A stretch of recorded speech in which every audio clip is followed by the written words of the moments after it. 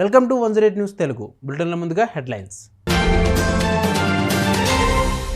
ప్రధాని మోడీ ఆదేశాల మేరకు లేటరల్ ఎంట్రీ రద్దు. సిద్దిపేటలో కాంగ్రెస్ భరాసా పోటాపోటీ సభలు, మరోసారి హైటెన్షన్. అనకాపల్లిలోని అనాథాశ్రమంలో ఫుడ్ పాయిజన్పై స్పందించిన పాస్టర్ భార్య.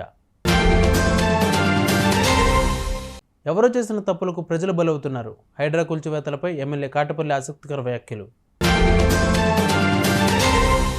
యూనియన్ పబ్లిక్ సర్వీస్ కమిషన్ వివిధ మంత్రిత్వ శాఖలలో లేటరల్ ఎంట్రీ ద్వారా పోస్టుల భర్తీపై కేంద్ర ప్రభుత్వం సంచలన నిర్ణయం తీసుకుంది.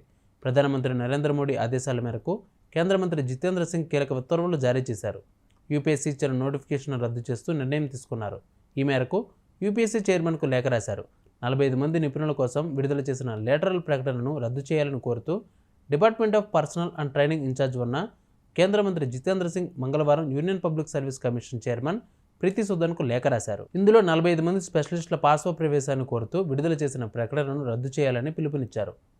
ప్రధానమంత్రి నరేంద్ర మోడీ పార్శ్వ ప్రవేశ ప్రక్రియ సమానత్వం, సామాజిక న్యాయం, ముఖ్యంగా రిజర్వేషన్ల నిబంధనలకు సంబంధించిన సూత్రాలకు అనుగుణంగా ఉండాలని దృఢంగా విశ్వసిస్తున్నానని లేఖలో సింగ్ పేర్కొన్నారు.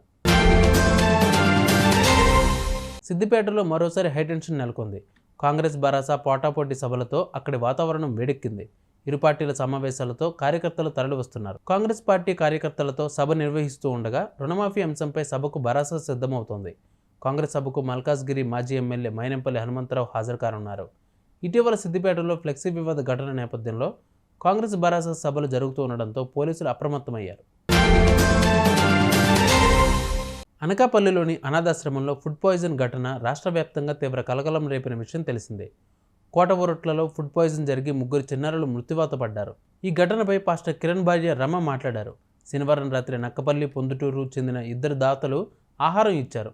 ఇక దాత సమోసా, చాక్లెట్లు ఇవ్వగా మరో దాత బిర్యానీ, వైట్ రైస్, సాంబార్, పునుగులు కూర ఇచ్చారు.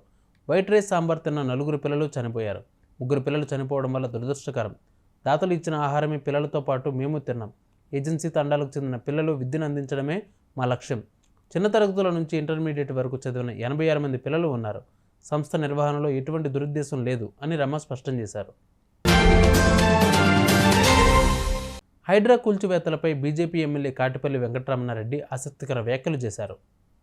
మంగళవారం బీజేపీ రాష్ట్ర కార్యాలయంలో ఆయన మీడియాతో మాట్లాడుతూ ఎప్పుడో ఎవరు చేసిన తప్పులకు ఇప్పుడు ప్రజలు బలవుతున్నారని అన్నారు. ఈ కూల్చివేతలతో ప్రజలే తప్పు చేశారు, నేతలు, అధికారులు రుజువు చేస్తున్నారని అసహనం వ్యక్తం చేశారు. మరి ఈ అక్రమ నిర్మాణాలకు అనుమతి ఇచ్చిన వారి సంగతి ఏంటని ప్రశ్నించారు. చూసారుగా, ఇవి వాళ్ళ బులెటిన్ అప్డేట్స్. మరిన్ని అప్డేట్స్తో మళ్ళీ మీ ముందుకు వస్తాను. అంతవరకు కీప్ వాచింగ్ 108 న్యూస్ తెలుగు.